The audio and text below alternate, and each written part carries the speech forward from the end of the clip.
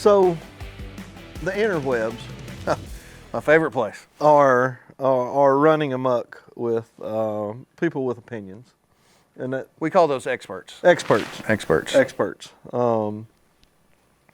talk a little bit about Florida strains and F1s and how far north that they survive pretty good. Right. And, every body of water is different. Mm-hmm. How much flow they get, how deep it is, the weather they get, it's a lot different. I'm comfortable stocking Floridas up to Tennessee. We have stocked Floridas in some private lakes further north than that, more of the East Coast, but everywhere is different. But Kentucky Lake, when we first started talking, we were talking about the tiger bass, the F1, which is a mix. And we started talking to TWRA, and their recommendation was a Florida bass. We were happy to follow their recommendation. That's what we've been doing for 4 years now. And anecdotally, it's worked, right? Whether it's the increased competition, whether it's better genetics, whatever it is, the stocking is working. And we followed that up with fin clips. We caught them through shocking and hook and line so that it wasn't biased. Right. Right. We're not just catching a targeted group of fish. And we had those tested, and we've seen the results. And we know that the Floridas are doing well up there. Now, overall, the goal is enough of the Floridas survive so that they can cross with the natives, and we get a bunch of F1s, because that's what really has had a bunch of your other Tennessee lakes on fire the last couple years. The Chickamaugas, there's some small lakes in West Tennessee that nobody talks about. Yeah. That have giants in them.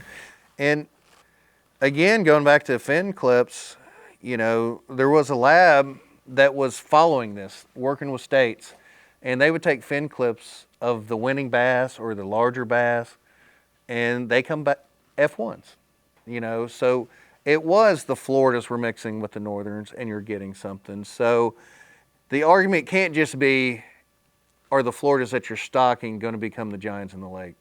That is one question, but it's also, are they going to breed with the natives and give you a whole nother class of F1s and get that bigger gene into the lake? And we've seen it in a lot of different, not just northern, southern, east, west.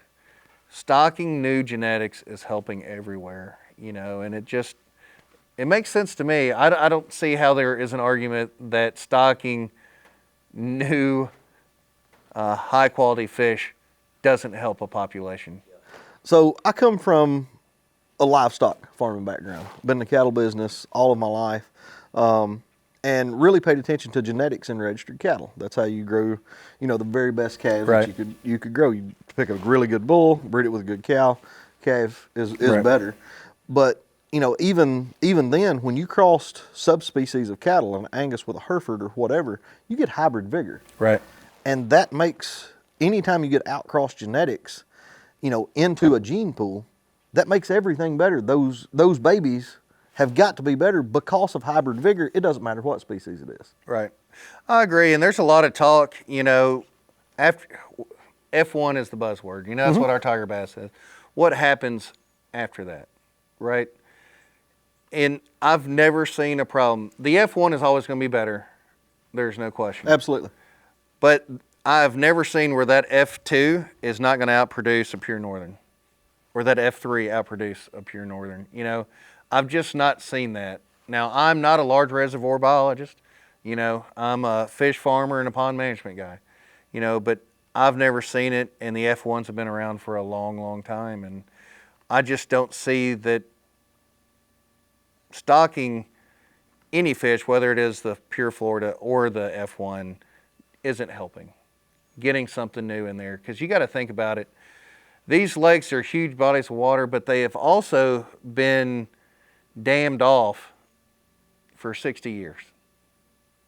So there might be a few bass sneaking in and out from upstream, downstream, but for the most part, that's been an inbred population. It's time to get some new genetics in there. Yeah. And you look at high fence stuff. You look anywhere, bringing in new genetics always helps your overall population. And I have a hard time believing any argument that just emphatically says, no way this is working. So I'm a little biased because I stock a lot of fish, but I believe in it. Because if it didn't work, we couldn't be doing it year after year. If there weren't results that were backed up by data, then people wouldn't be spending the money to do it. And if you don't want to, you don't want to look at our data because, I mean, you've got something to profit from this. Right, absolutely. If you don't want to look at data, look at the most unbiased thing you can look at is tournament results. Right. Now, granted, a lot of them are smallmouth, and there's a lot more things that are contributing to Kentucky Lake being better. Right. Zebra mussels, water quality, all this stuff, the smallmouth being, all that good stuff. But if you want to go to Kentucky Lake the first week of May and go flip bushes, the difference between 2024 and 2018-19 is immense. Right. And that's all largemouth. Right. So we're going to keep doing it as long as they'll let us. And I feel like while there's a lot of other factors that have played, I feel like we've done some good. Right. All of it's additive, right? So let's say you have better water quality, maybe better cover, whatever it is. It's just one more piece of the puzzle to get a good as result as you can possibly get. And I think that's the direction we're headed in up there.